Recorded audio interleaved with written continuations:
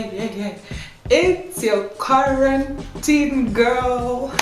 It's your girl, PrettyThick. Welcome back to the channel. We're just trying. We are just trying. It's day 30 something in quarantine / lockdown. I don't even know if we call it quarantine. I think we just call it lockdown. It's your girl, PrettyThick. Welcome back to the channel. Thank you for staying. Thank you for watching. Thank you for subscribing. Thank you for liking. Thank you for sharing. Today I'm going to do a Q&A, but like I'm out of breath because I'm unfit. That's it. Like there's nothing to it. I'm like out of it because I wasn't running. I was just like walking from that side to anyway. No. So today I'm going to be doing a Q&A. I've been wanting to do this video. I did a Q&A on my podcast. If you haven't listened to it, listened/watched, you can check it out under the playlist podcast. And it was actually episode 1 where it was get to know PrettyThick. So I just adapted some of the questions from there to just kind of, I want to touch on something because I'm really trying to invest a lot more time in my pretty big deals. And pretty big deals are the younger women, people that look up to us. The younger women that look up to us rather. So some of these questions are really, they came from them and they came from other people as well. Like I said, some of the questions that are here, 1 or 2 probably are from the podcast. Now, the difference in this Q&A is that the girl is gonna get beaten. So y'all didn't know this, but y'all gonna know today. I actually live with a somewhat certified MUA, okay? No, she's trying to act coy. So, like my next door neighbor, like opposite, is actually an amazing makeup person. She's not MUA officially, but she does face really well. So she's gonna do my face while I do the MUA. She's gonna do my face while I do the Q&A. And yeah, we'll just have a chat. She'll also just chip in because she's also a young, beautiful mom, just doing her best, trying to keep it together. So without further ado, let's get it. Let's go. You haven't met the MUA? Come on up. Ding, ding, ding, ding, zanging, zongong, zinging. I mean, do you see how MUAs show up to the job? Yeah, I mean, I hope you're in the frame.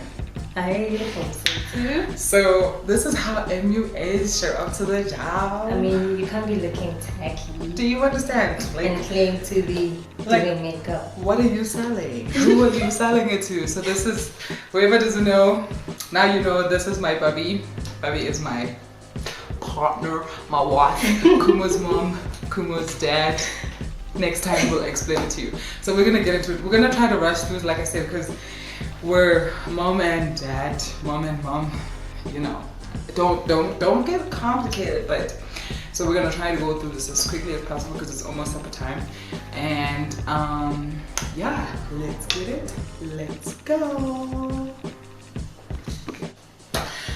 Okay, so I think the hardest thing to try and be, so for the longest time, I think I've discussed this before. You can just okay.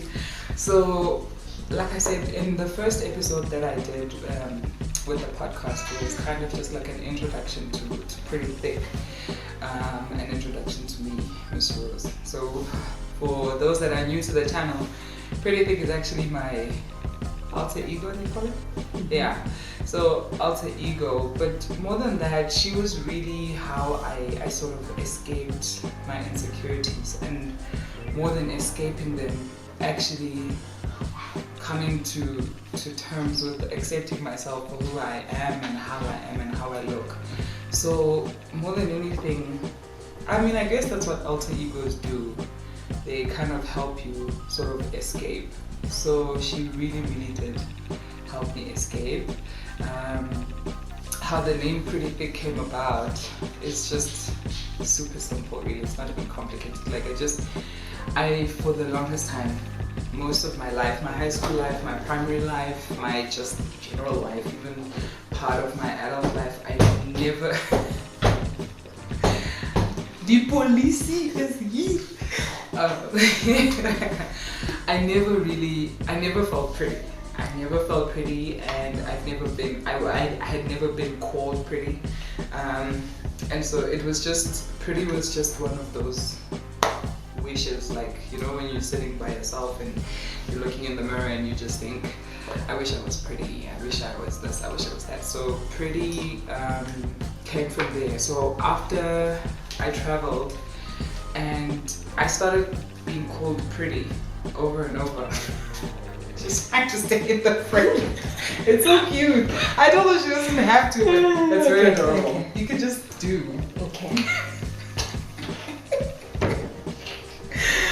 It's for the bloopers. Anyway, so when I traveled in 2014, I found myself in a foreign country, you know, with people with a different culture, different lifestyle.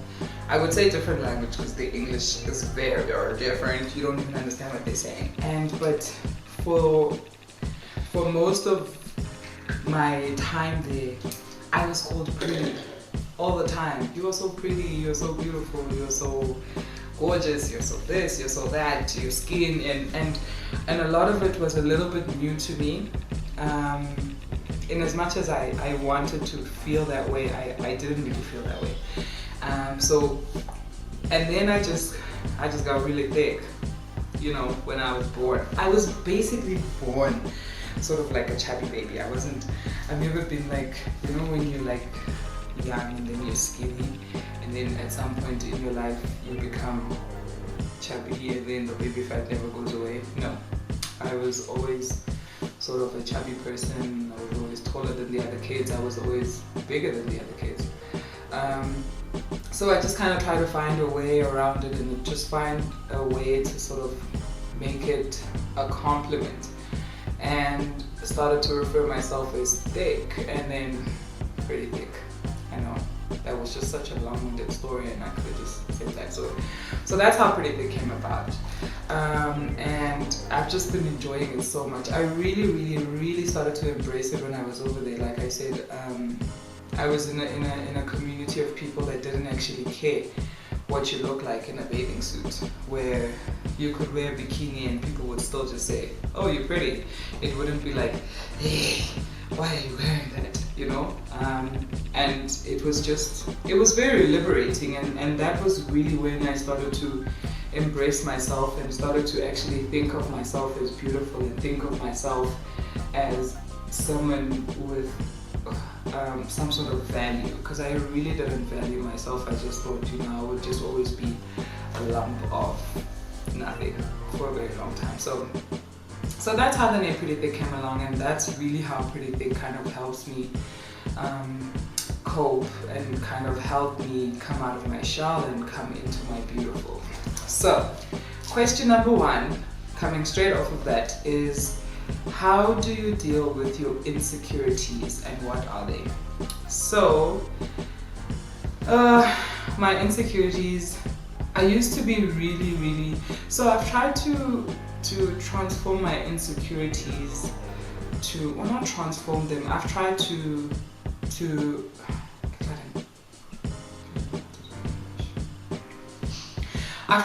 not make my insecurities sort of define me. So for the longest time, how I looked was very based on what everybody was saying and what everybody was feeling. So if people were saying that a certain type of jean or dress doesn't suit me, then I would never wear it. I didn't wear jeans till I was like very late in my teen years, just because of how the jeans would sit on me. So if I have to say one of my biggest insecurities that I'm now completely somewhat over is how tall I am. I'm so tall. I'm so tall, and it's like, you know, there are people who are like tall, like Tyra Banks is like tall and she's got nice legs and an abdomen and whatever. I'm just tall, like I'm tall and I'm not really shaped. This is a fact.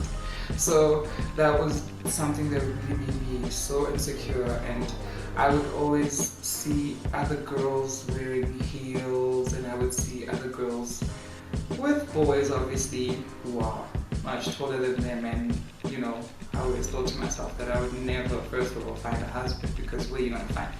Because tall men are dime a dozen. So that was probably one of my biggest insecurities, was how tall I am.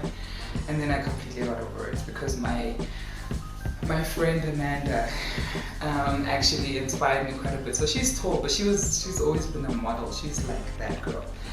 And she would always wear heels, and she was like, and her and I wore the same size shoe, and she started saying to me, you know, you just wear these heels. And I would always feel so awkward, because we'd walk in a place and just like tower over people. And doesn't it feel weird when you see weird tall people? How do you feel about like really tall girls? Oh, me? I think they're beautiful. And I've had, like, I mean, being short, it was always like... Yeah. But I think it's beautiful. And I think that we need more tall girls, because, I mean... Short girls ruling the world. But yeah, I think what made it an insecurity for me was that I wasn't just tall, right? Like Amanda was tall, but she was tall and skinny, right? For lack of a better word. Mm-hmm. So she was considered a model. And Amanda and I were basically the same height. And so she would be the model, but I would be the giant. Which doesn't make sense. And so that really made me super insecure. I didn't want to wear heels because of that thing of like, oh, here comes the giant and whatever. So how tall I was, how tall I was really, really a big insecurity for me, but completely got over it. One of my other insecurities is probably, I would say, like I said, that being tall, because I was tall and I didn't have like a shape, so I wasn't like, and then it just made it like giant like. So that really just, and how I dealt with that was I just kind of looked at myself differently. Like I said, I started valuing myself. I started feeling that it's not worth it really to try and focus on that. I'm not going to change how tall I am, first of all. So one of the best ways you could probably deal with your insecurity is, can I change it? And if you can change it because you want to. Don't change it because people say so. And if you cannot change it, look at it differently. So that's probably how I dealt with that insecurity. Next question. Have you ever been bullied? Story of my life. Yes, I have been bullied. I was bullied in primary school, I was bullied in high school, and I think, so my dad died when I was very young. So my dad died when I was very young, and I became an introvert, I think, if that makes sense. So I became an introvert because then it just became my mother and me, and I didn't have friends, I didn't have people, whatever. My family was kind of all over the place, and so I spent a lot of time with my mom, so I didn't really have communication skills to sort of communicate with the other kids, and I became a target, you know, and you're taller than and of course being bigger than the other kids didn't help. So yes, I was bullied, but that experience has really taught me to sort of continue. I'm going to use the word value myself so many, or not the word, but the phrase value myself so many times, because every experience that I was going through was teaching me that over and over. So I was bullied. I was called names, Big Mama. They used to call me Big Mama. They used to call me Giant. They used to call me Elephant. Someone called me Elephant. Like elephant with a trunk. And my nose is so flat. Children. Kids. So the thing about what makes it hard, and I want, if you have a younger sister or a younger niece or someone somebody who looks up to you in the community or in your family, a younger cousin, check on that person. And I say, especially sort of the young girls who look different, because when you look different, you feel different, but the worst part about it is that you don't really know who you can go to sort of ask for advice, because there aren't that many people who look like you. So that's what makes it really, really difficult. So I would never be able to go to Pabi, first of all, because she wasn't born when I was born. But I wouldn't be able to go to Pabi because she's shorter and she's, you know, I would feel that she would, like, if I'm feeling insecure, I would feel that she's prettier than me, and so I wouldn't be able to go to her and ask her how to sort of navigate through that. So find the beauty in yourself. Look at yourself and just find qualities in yourself, because you have a lot of qualities, trust me. And that's really how, the next question is how do you deal with bullies? Bullies actually are people who have quite a number of insecurities themselves. So people who bully others are most of the time deflecting from their own insecurities and from their own feelings of inferiority. So if they feel that they're walking into a room and they're not going to get attention, the only way they can get attention is by putting someone else down. And in fact, I worry about bullies. I know that, like, they're really mean, but I really, those are the people that I really worry about, because those people are sad. Those people are alone. Those people have no communication skills also. They don't know how to express themselves. They are going through the most. So that's how you deal with them. And probably the best way is just pray for them, you know, because God can deal with people. He does that. Next question. So we're gonna come out of the deep stuff. Ha! Right into the video. We just got deep right there. Yeah. So right into the video. Depressed. I know. Okay, no, we're gonna undo that. Yo, I was depressed once. Oh, well, we were both depressed. So, but anyway. So the next question was, do you have any siblings? I can't believe. Oh, you know, when somebody asked me that, I thought to myself, wow. And it's funny because my brother, yes, I have siblings. I have a younger brother. He's 20 something. 24. He's probably 24. He's probably happy for that I don't remember his age, then I don't tell people his age. I have a younger brother, and it's funny because he as well gets the same. Do you have any siblings? And we kind of feel like we're in each other's lives, but it's so weird that people don't know that. So yes, I have siblings. I have one younger brother and like a plethora of cousins and a plethora of nieces. I got so many nieces, y'all. And I got 3 nephews, and yeah. And then I have a lot of spiritual siblings. So like Pabi is my spiritual sister, and Kumo would be my spiritual nephew, but he's my spiritual son. So yes, I have siblings.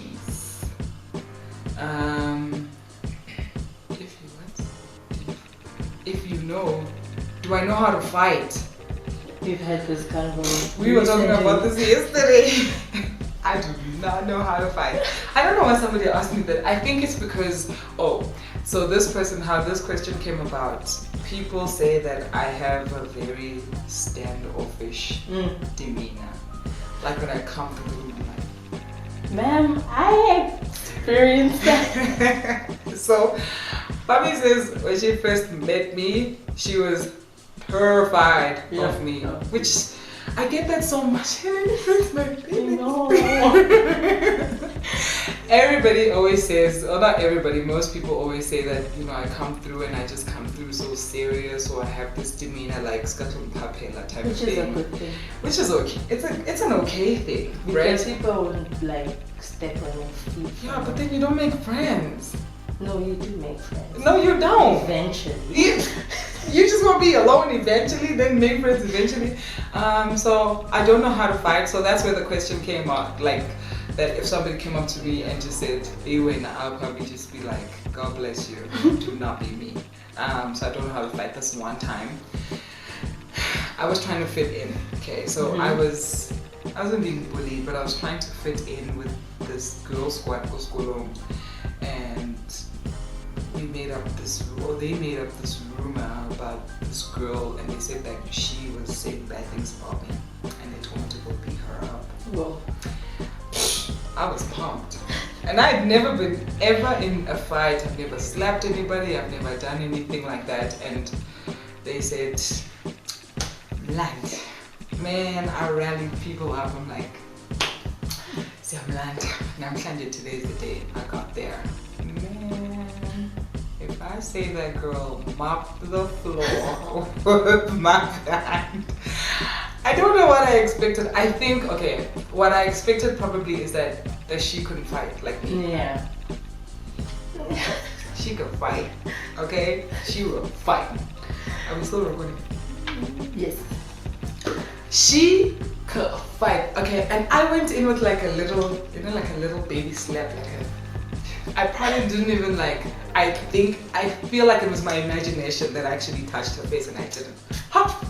She came through with like 4 slaps and a kick, bruh. I was on the floor and I just stayed on the floor. I'm like, I'm not doing this, and I just stayed on the floor. So no, I cannot fight. And in fact, I don't even condone it. I think it's so low to fight. So I don't condone it. I'll never fight anybody for anything. I won't fight anybody for a man. I won't fight anybody for money. I won't fight anybody for anything. I might take you on for a parking space, okay? Because damn, okay, it's hard to find parking, but I won't fight you. I won't fight you. And even if you wanted to fight with me, you'd probably kick my ass. That's fine. Yeah. So I tried. I don't think even the people that I surrounded with, I feel like Pabi can fight though. No, it's so. It's funny because the thing is, she's very sort of like, and I'm just kind of like. Okay. I mean, I won't let you beat me up, but I'm not saying you won't beat me up. up. I'm not saying that you won't. Different, but you might not. You might just knock me out, but I'm not gonna let you just kick my butt. So, that was a random question, but no. Yeah. Okay, another question. How has it been being out of home? Gosh, as y'all know, you can use my book as a tip. Okay, it's fine. As y'all know, so Pabi got this amazing palette. We're gonna plug this palette and the gift from whoever it was. Inalda from Pabi's work. Yeah, she hooked me up. The future of friendships is in your hands. Anyway, so the question was, how has it been being out of home? So those that know, and those that would have seen, you can check out the first video when Pabi and I actually moved in here. We moved in here a little over 7 months ago, and it's been interesting. No, it's been amazing actually. The experience overall has been really, really liberating. We said in one of the videos that we made that the best thing is coming home to your own space. Yes, ma'am. And it's just like you don't know anybody anything. Well, Kumo is that guy that we owe quite a lot of our attention to, but being out of home has really, really taught me quite a lot, and it's taught me quite a lot of financial responsibility. It's taught me quite a lot of even spiritual responsibility. Just a lot of growth has taken place, I think, in the last couple of months. I think before you do it, you're kind of so scared. Weren't we scared? Yeah, terrified. Yeah, so we were so scared when we did this, and it was one of the most, because it's probably one of the most uncertain things you do. So we didn't buy the property and we never claimed to. So, but to just come out and just be in your own space and just be independent and individual from your family, after so long, essentially your whole life, just living at home, and then all of a sudden you're just grown and so it's been amazing. It's been really, really, I love it. I love it. I think the next step is to actually buy our own property and just keep growing and growing and growing, and it's been great.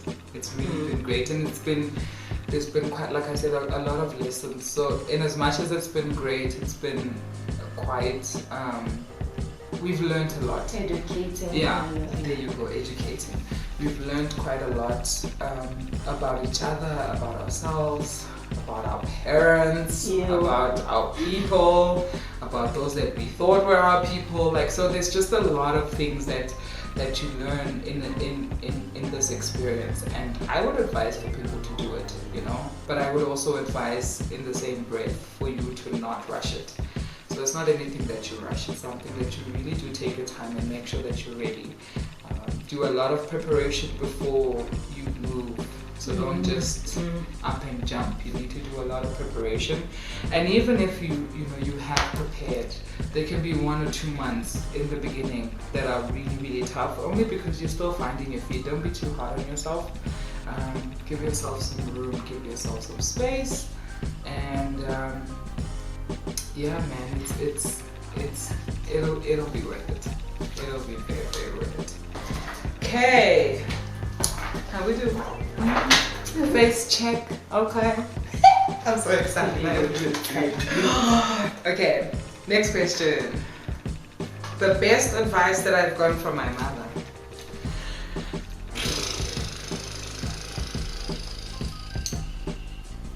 I'm joking.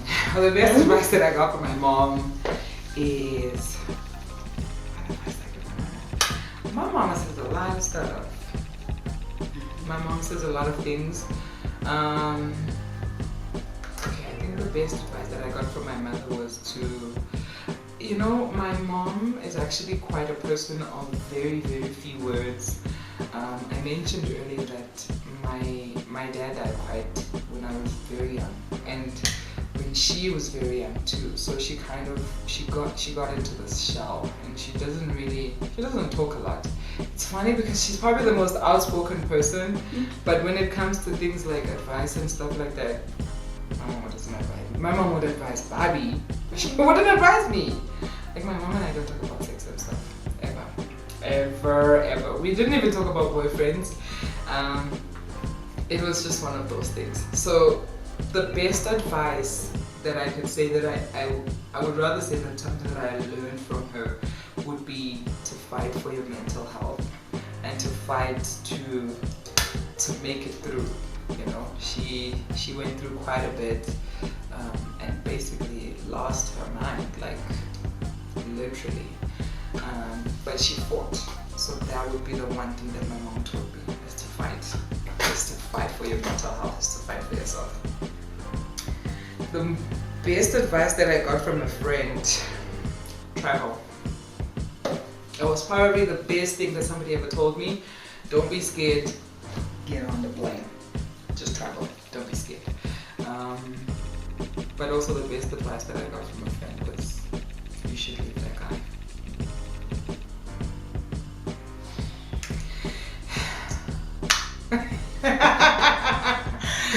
Yeah, that's probably one of the best advice. So yeah, top 2. Yeah, okay. So the top, if I had to say 3, 2, 1 in terms of advice, and the third one would be travel. 2, leave him. 1, love yourself just the way you are. And I think Amanda did an amazing job of that. In that she, without even knowing it, she was just kind of, because she was always herself, and herself was a model, and I was just me. But she really,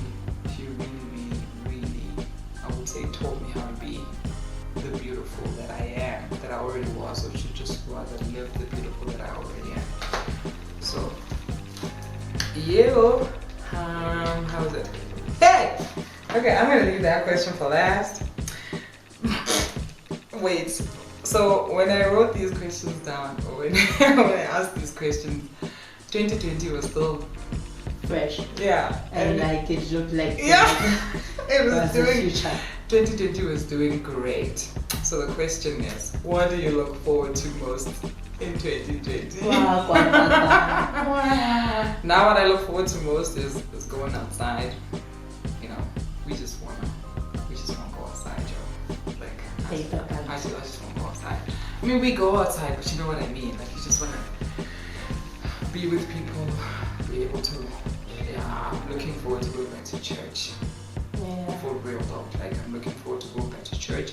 Not that Jesus is not in here, but you know, that sense of community and that sense of home, because church really, really saved me spiritually. I was dead, right? So that's what I'm looking forward to in 2020. But you know, a girl can find love and stuff. You know, it's not close, right? Hey, To find love. look, we're going to find love. When I love, we're going to find you. Love? Sheva, Zillion. we're going to find you. Okay. So, what is your biggest fear? My biggest fear. If I have to say, like, physically would be, yeah. Okay, so if physically would be car accident and getting shot, but in the number one spot, it's getting raped.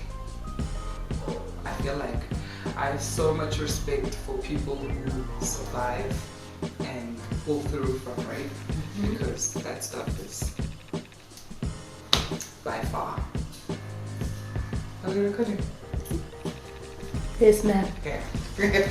So that would, I mean, if we have to talk about physical fears, but spiritually would be to not spiritually, mentally, I guess, or otherwise, would be to not live my full purpose.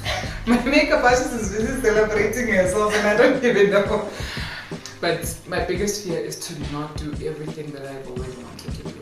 That scares me so much. Because like if you're just sitting in the house, I feel like now that's really what's giving a lot of people anxiety, is that you're just sitting. Sure, there's a lot of things to do, and we've done quite a lot. You know, we've done online courses and researched, and business plans and things are coming together if that's what you really want to do. But you know, with the uncertainty, you know, we're all just afraid of not being able to come out and continue. Let me ask the question again. So the question is, how do you balance your relationship with your spiritual life? So the person that asked this question is on the same spiritual or has been on the same spiritual journey as us.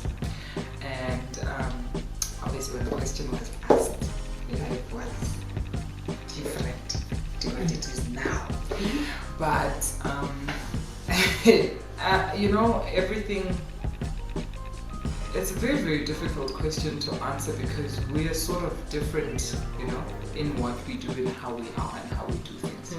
So how you know, we would be on the same journey, but you would need to balance perhaps between relationship, baby, and work. Yeah. I mean, I'm on the same spiritual journey, but I just need to balance work.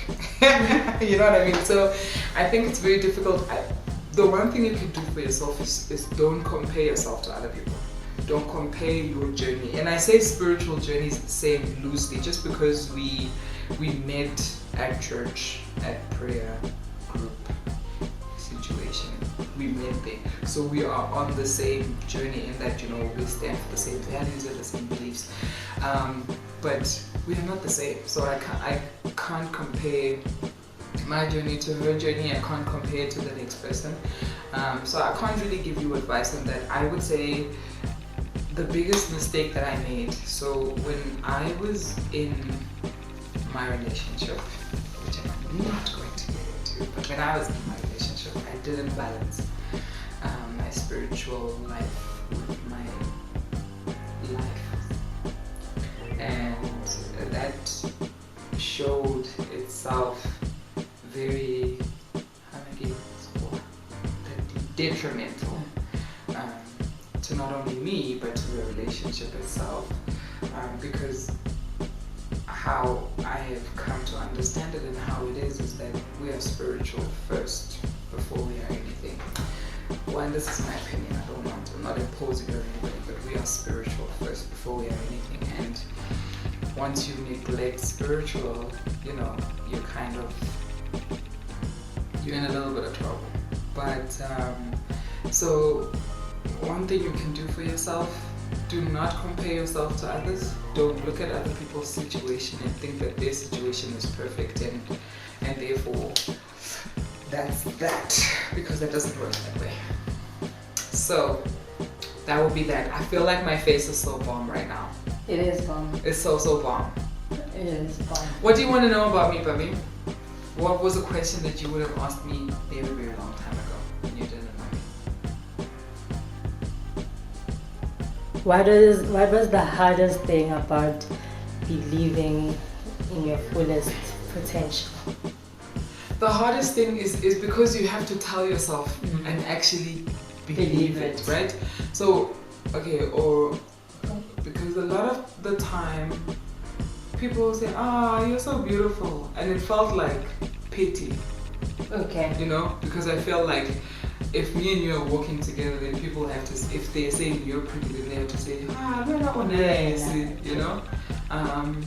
So the hardest thing is to come out of that thing of doubting yourself. You have to let go of self-doubt. You have to, there's no room for self-doubt, because once you doubt yourself, you're not going to be able to do anything. You are not, once you doubt yourself. Yeah. So it doesn't really help. What else? Anything light. Anything light. Do you feel happy? No. I'm joking. I do feel happy. Okay.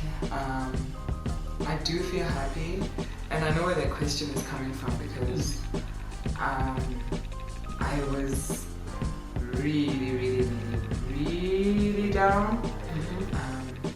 But yeah, I do feel happy. I think if we have to be real though, there's levels of happiness, and there's levels of life, and not necessarily levels or categories. So my job is going really well.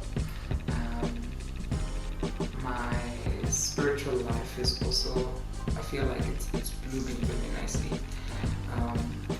I am almost gonna be kind of sort of over my relationship that ended really painfully. So you do get to that point where you choose happiness. Yeah. So even on days that I'm not happy, I choose to be happy.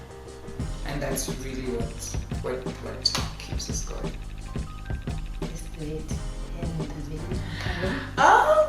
Apparently we are this most amper klaar. Yeah, just need some love stuff. So thank you so much for tuning into the video. Thank you for coming thank you for staying. I imagine this is a long video. I'm gonna edit it. I don't know how long this has been. Probably like 30 minutes. That's quite long. But thank you so much for staying, and thank you for getting to know me. Any more questions, pop them in the comment section below. I would actually really love to put out a call to action to anybody who has like younger sisters and younger nieces and younger cousins. I need you to, is that castor oil? It doesn't smell like castor oil, but it is. It's got health benefits. Let me lick my lips first.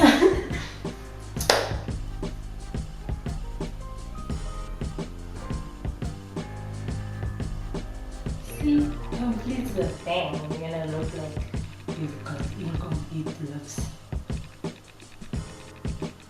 Ta-da!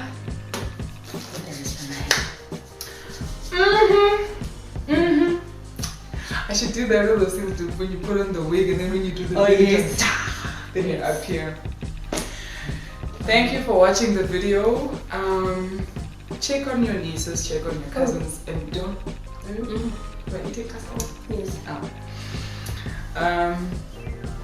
My main, You know, if there is somebody in your life, a younger sister, a younger cousin, a younger niece or nephew, or just somebody, like I said, who looks up to you and you don't understand that person, make some time to try and understand the dynamic that they are in. And by dynamic, I mean, you know, family life, school life, and just personal life. Man, she almost just fell her whole ass. Yeah. Check on your sisters, check on your brothers. Don't be too hard on yourself. You are beautiful just the way you are. You are enough. And on that note,